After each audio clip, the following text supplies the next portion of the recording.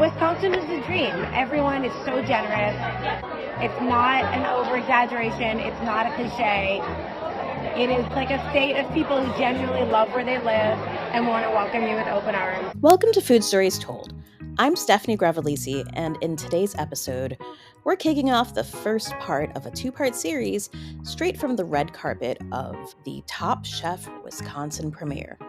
Last month, I had a chance to go to the premiere in Milwaukee. It was an eye-opener. I was right there on the red carpet talking to people who make the show what it is, and I'm excited to share some of that with you today. In this episode, you'll be hearing from judges Gail Simmons, Tom Colicchio, alongside competitors Kenny Nguyen and Michelle Wallace. They've got the inside scoop on what it was like to bring Wisconsin food to viewers everywhere. So why Wisconsin, and why does it matter to the rest of us? That's this season of Top Chef, sharing Wisconsin food culture. And we're going to get into some of that today. From those red carpet chats and the competition kitchen, there's plenty to talk about. I'm excited to share with you what they had to say on those quick red carpet moments. Join me as we revisit the red carpet, starting with head judge Tom Colicchio as he shares some of the unique experiences and learning moments during the filming of this season. So, coming to Wisconsin, any learnings for you?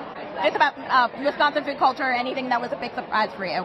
The fish boil. Yes. Because we had a demo done on the set. It was actually, the chefs were all there watching, and you look at what he's doing, and every bit of your training will tell you, don't cook like this, and yet it works. Yeah. And so look and try to figure out like why this carrot is going at the very end to boil the thing over. Yeah. Well, you realize you can't get close enough to skim to scud off the top of that, so you really get rid of it. Right. So looking at that, it's going to make perfect sense. But at the time, it's like, oh god. Now, was there a big like sort of flame situation? Because the fish boil I went to, I was like, I'm literally worried about my hair. Oh yeah. I don't have to worry about it. No, fair. But so that was really cool to see, and it was really quite good. Awesome. Yeah. So and with taking Wisconsin food, all these, what do you think it needs for food culture to expose the country to Wisconsin? I think there's great food everywhere. Yeah. Number one, you look at immigration patterns in this country. That's what kind of sets the food, right? And even in old immigration patterns and modern, today's immigration patterns, but there's always that. And typically, I don't just see this effects out from the Midwest. Actually, there's logic. And then, so there's that, but then there's also, over the last, 40 years. And so you're seeing a lot of young chefs now that will go to New York, go to San Francisco, LA, wherever, and they come back home. And they come back home for a couple of reasons. One, maybe they want to have children and they want to be near family. Also, it's too expensive these days to open in cities, big cities. Yeah. So you come to smaller cities and open, you get better rents. Labor's the same, the food costs the same too. But it's the rents that are cheaper, and it's an easier lifestyle. And so that's what we've heard. There were a couple of chefs actually in Madison who worked for me. Oh, great, yeah. And they just they want to go back home. And so we're seeing a lot of that. And that's why there's great food everywhere. Because, we had one chef, Sarah Bradley, on our show, who trained in New York, had to go back to Paducah, Kentucky. And so that's why we're seeing great food everywhere. What would you think the one thing you learned about food culture in Wisconsin? That it's a lot more than cheese. There's a lot of... No, where? Yeah. There's a lot of some amazing chefs out here. And it's not just Chicago. Milwaukee's got a ton of food and chefs that crank out awesome things, and I'm happy that I got to be here. Absolutely. What would you say with Wisconsin food? What does that say about American food in general? Is there anything you learned about just food in America? Just like a cultural melting pot everywhere you go, and some places have a lot of cold cheese down here and stuff, but I mean, you go anywhere and you're going to find a different pocket for everything. Absolutely. And what is restaurant you're with currently? I own and operate Pretty Boy Athens, with a Vietnamese restaurant, opening up this. I hear you grew up in St. Louis? Yes. Two questions I've been asking everybody is, when maybe a little closer to you because you're a little closer to Midwest, what did you take away from spending time in Wisconsin, from Wisconsin food in general? Were there any surprises for you, any sort of big takeaways?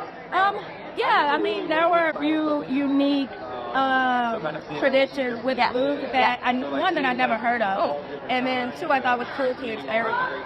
And so, yeah, I mean, food always just surprises me, and it continues to wow me in a sense of is that you don't know really all of the things that people in American were. And at the end of the day, we can all connect through that lane, right? Through that, to be able to come to this state to not hear some of the traditions you like, and then apply kind of what I do, to those traditions. I think it was a theater. Absolutely. Yeah. And awesome.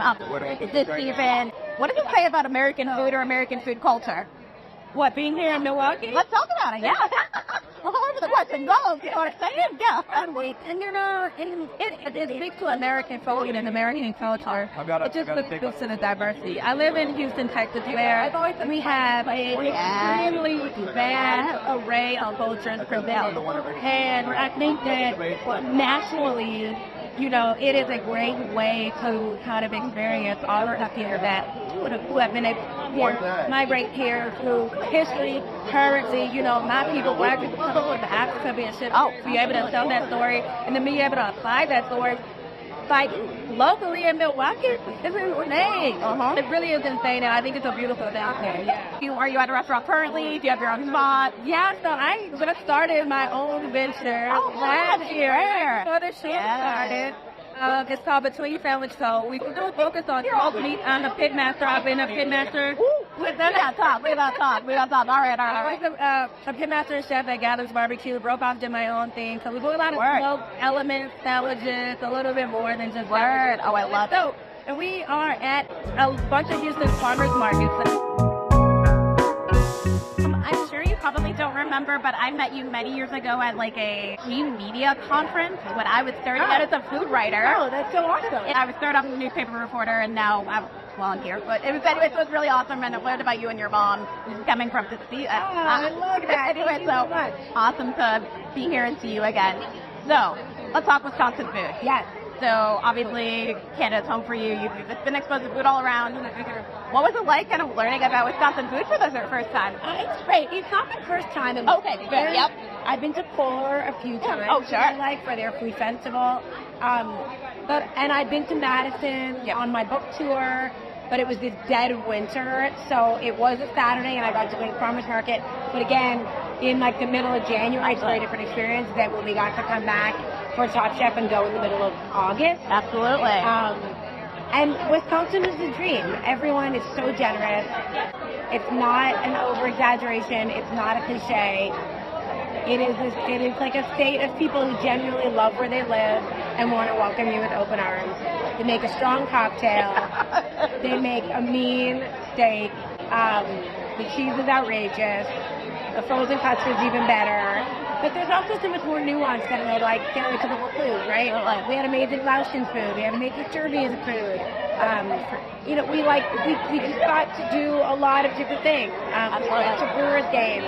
We went out to farms. We got to swim in the lake. Absolutely. We went out on 3 different boats at different times. Absolutely. We had a blast here. We really took advantage of, I think, everything that Wisconsin really stands for, and that was a lot of fun. So with Wisconsin food being on a national stage, what do you think that says about American food culture?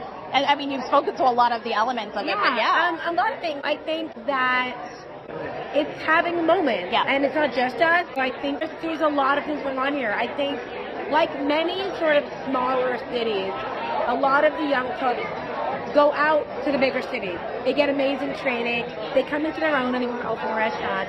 And those few cities, New York, LA, Chicago, San Francisco, for example, are exorbitantly expensive whole places with enormous competition. And it's only natural that some of these great chefs want to come home, be closer to their families, and also bring home everything they've learned. One point that really stood out to me in these conversations was this observation that Gail and Tom shared in the culinary world, which I almost wouldn't call a trend, but is something that people are noticing. Chefs, anyone in food really, going to the cities, training in these high-end establishments, and then choosing to return to their roots. This journey back home or to a place they feel connected to is not just a personal choice, but a statement. It is about bringing the skills, the tastes, the flavors, and the lessons, infusing them with the taste of place. And it is igniting a movement in places we might not expect. It's like Tom says, good food is everywhere. And I agree wholeheartedly. As an example, I've had people ask me, where's your favorite food city? And while I might have some opinions, which I will not be sharing today, I am excited about going to any city in the US because there really is good food everywhere. While that is very subjective, as someone like myself who makes it a point of understanding and deepening my knowledge of American food culture, put me in any city, any small town, and I will find a food story there. I will find somebody who's got an interesting way of seeing, experiencing, or making food.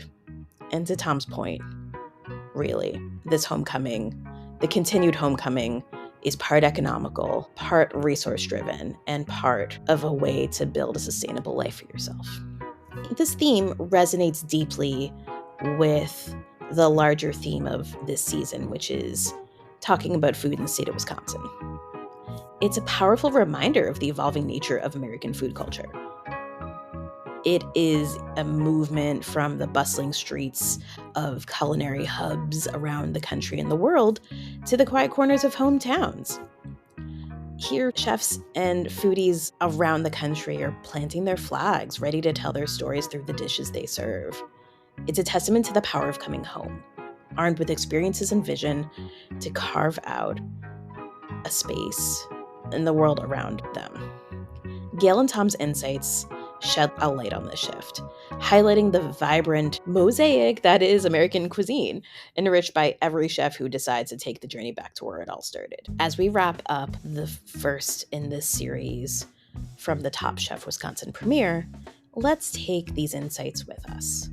Let's think about how the landscape of cooking and dining is ever evolving, with chefs and food makers becoming the storytellers of their own narrative, and how their regional influences, their ambitions, and celebrations of the places they call home come together. Stay tuned for part 2, where I'll be sharing even more from the red carpet. It's more than just food. It's about where it comes from and why it matters. So thanks for joining me on this episode of Food Stories Told. Don't forget to like, subscribe to catch all of the episodes as I continue to explore the stories around the flavors that move us. And when food talks, we listen.